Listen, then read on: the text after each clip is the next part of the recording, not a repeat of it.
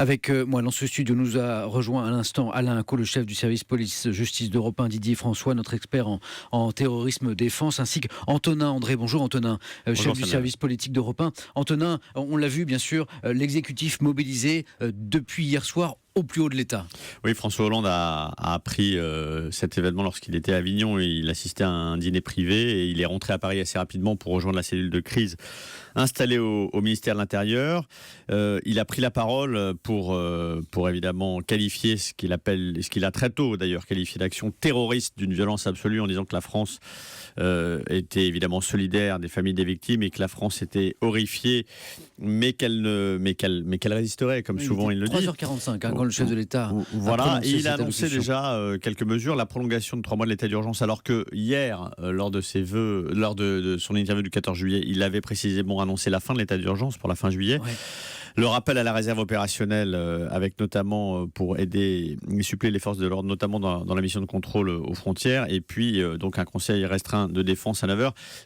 On a envie de dire que c'est une procédure désormais tristement connue du président de la République, puisque ce quinquennat est un quinquennat qui restera marqué dans sa chair par l'empreinte du terrorisme en 2015, évidemment, avec Charlie Hebdo, le Bataclan, et cet attentat à Nice. Un président de la République qui va se rendre sur place dans la matinée après avoir réuni son conseil restreint de défense. Qu'est-ce qu'on attend justement de ce conseil de restreint de défense? Quelles éventuelles nouvelles annonces pourraient être faites? C'est principalement, à mon avis, des échanges d'informations entre les différentes autorités de l'État, notamment les services de sécurité intérieure, extérieure, qui échangent avec le ministère de la Défense, le ministre de l'Intérieur. S'il y a des mesures spécifiques à prendre, je parle sous le contrôle de Didier François, on les ajuste à ce moment-là. Mais c'est une réunion formelle pour faire le point de situation, Didier, non? Oui, Didier François. Il faut caler. Il y a le déploiement du porte-avions qui était prévu pour octobre, ils vont peut-être un peu l'accélérer. Il y a la réserve opérationnelle, sur quel volume, pour quel moment, parce que ça se budgète aussi, puisque Je m'arrête un instant sur cette réserve opérationnelle. Ça a déjà été fait dans le passé, la mobilisation de cette réserve opérationnelle? Non, alors il y a une mobilisation. Enfin, aujourd'hui, la réserve elle est de 28 000 hommes. La réserve opérationnelle. Parce qu'après, il y a une réserve citoyenne, c'est un peu autre chose. Mais la réserve opérationnelle, donc qui peut agir, qui peut porter les armes, etc. C'est 28 000 hommes à ce jour. Et au mois de janvier dernier, déjà après les attentats, il y a une décision de la porter à 40 000 hommes d'ici pour l'armée, pour les armées d'ici 2019. Et tout ça étant budgété par le ministère de la Défense. Donc en fait, un réserviste opérationnel signe un contrat à servir à temps partiel pour les armées, affecté à une unité, et on peut l'utiliser, en général c'est une trentaine de jours, jusqu'à 90 jours, voire en opération extérieure, à la demande, sur convocation des autorités militaires, avec acceptation de son employeur. Mais normalement tout ça est signé avec les employeurs, et c'est comme ça que ça se passe. Donc la question va être posée maintenant du volume.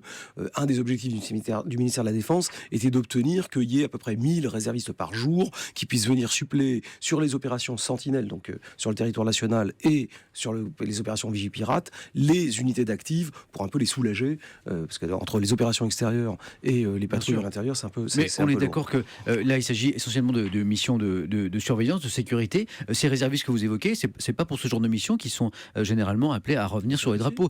C'est pour des missions techniques souvent également. En fait, les réservistes font tous les ans alors il y a par exemple ce que s'appelle le CATI, qui est le certificat d'aptitude au tir, qui est obligatoire pour pouvoir garder ses positions dans la réserve.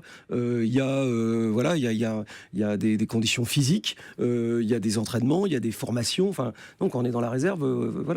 Il faut alors évidemment, à la différence des unités qui partent en opération extérieure, qui elles ont une préparation à la projection qui est particulière et qui peut durer jusqu'à 6 mois. En tout cas, ce qu'on appelle le format Proter, enfin en tout cas les fondamentaux du travail de militaire, patrouille, transmission, etc., maintien de l'état-major, les réservistes sont capables de le faire comme leur camarade active. Alain Acco, un point sur l'enquête maintenant. Qu'est-ce qu'on sait de nouveau ? De nouveau, depuis tout à l'heure, pas grand-chose. En franco-tunisien, connu les services de police pour des faits de délinquance de droit commun, pas fiché par les services de renseignement. Il habite à Nice. Tout l'enjeu de l'enquête, c'est de savoir... Je vous interromps un instant pour ce nouveau bilan qui vient de tomber, car il s'alourdit. On le craignait, 84 morts désormais. 84 morts et 18 blessés, toujours en urgence absolue. Alain Acco ? Je disais qu'il habite à Nice. À partir du moment où il a été identifié, les enquêteurs ont un fil à tirer. Ils peuvent étudier son environnement, son domicile, ses proches, étudie sa téléphonie, ses ordinateurs éventuellement, si on en trouve. Ça peut aller très vite.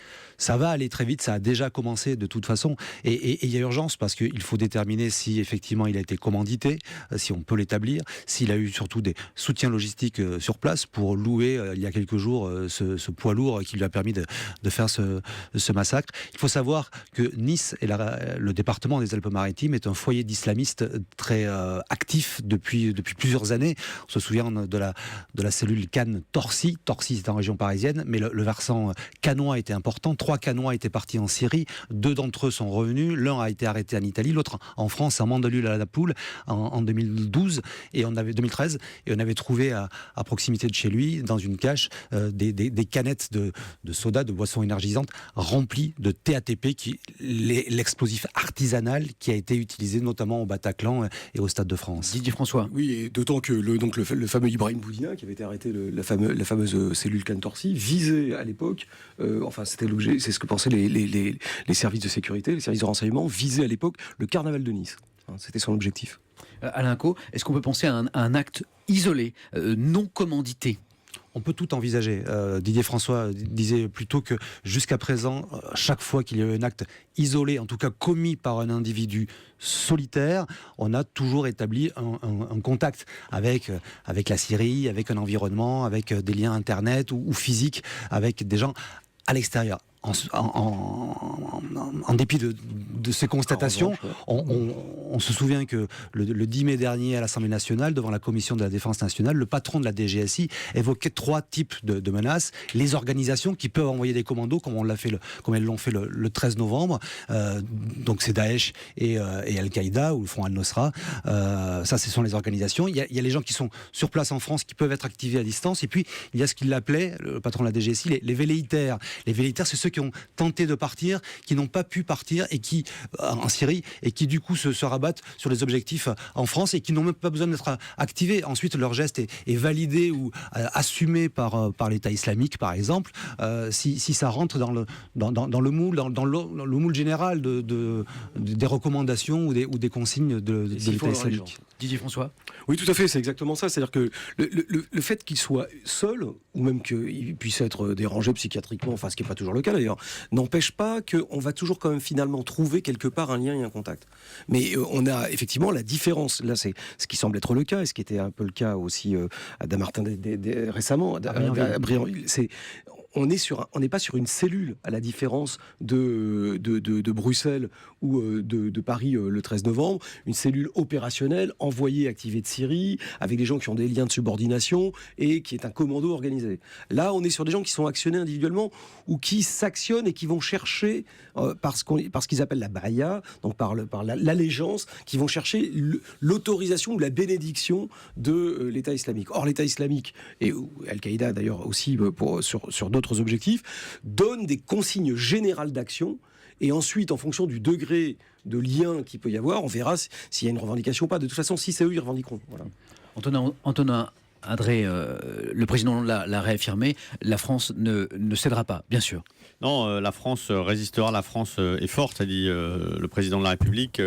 Le président, dans ces moments-là, doit appeler le pays à se rassembler autour de lui et à faire corps avec à la fois les familles de victimes, mais également avec les forces de l'ordre qui sont en première ligne dans la protection et appeler à la vigilance de chacun.